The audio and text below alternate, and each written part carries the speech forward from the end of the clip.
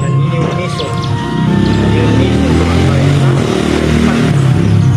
berkantor lah ibaratnya sekarang itu adalah kantor tempat pembentukan aturan, tempat pengurusan produk-produk perundang-undangan negara pemerintah, dan tempat untuk menurunkan aturan-aturan keagamaan.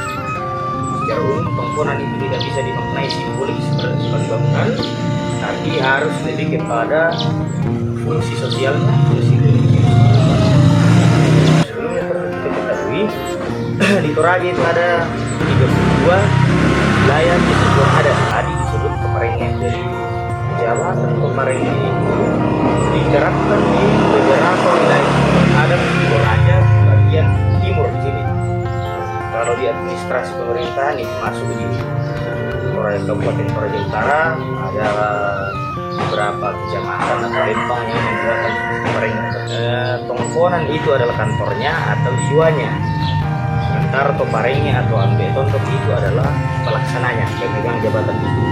Simboliknya adalah tongkonan itu sendiri secara fisik. Nah, mengenai syarat, setahu saya itu adalah pertama bida, garis keturunan apakah memang anak tongkonan lain. Kedua, tidak Bios Manarak, kemudian yang ketiga, Nawa, apakah dia bijaksana?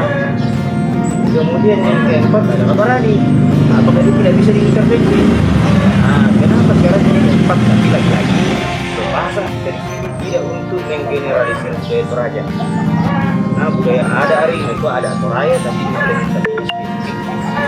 Jadi pemilihan Ambe Tondok pun memiliki mekanisme.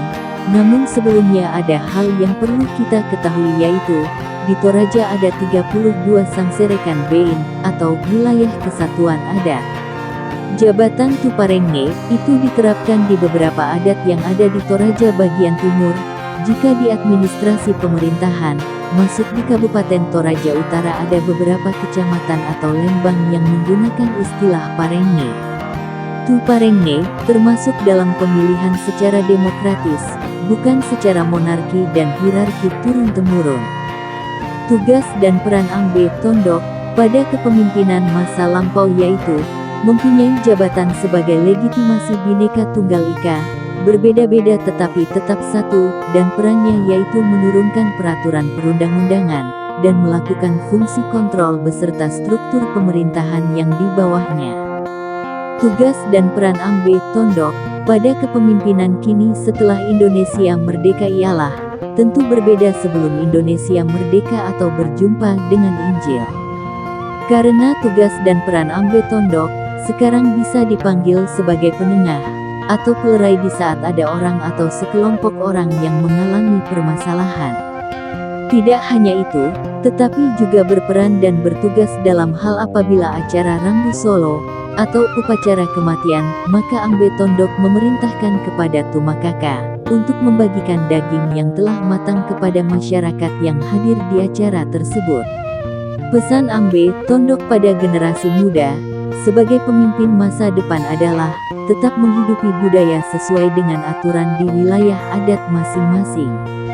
Tata cara pelaksanaannya boleh berbeda atau berubah, tetapi esensi nilainya harus tetap dihidupi.